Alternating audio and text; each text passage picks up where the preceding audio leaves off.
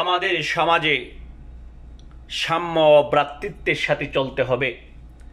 অহংকার ও অহমিকা নিয়ে চলা যাবে না।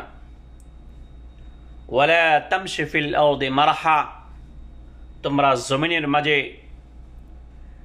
দাম্ভিকতার সাথে চলাফেরা করো না।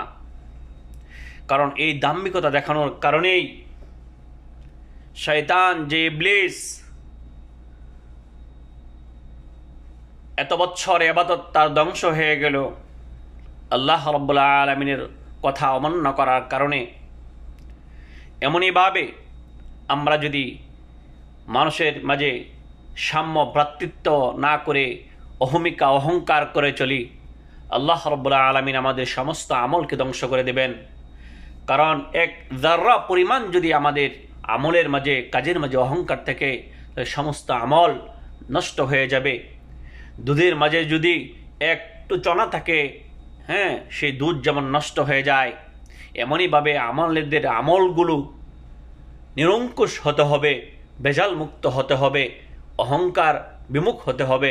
তাহলেই আমাদের আমল আল্লাহর কাছে গ্রহণযোগ্য হবে, আমাদের জীবন সফল ও প্রয়াসময় হবে ইনশাআল্লাহ।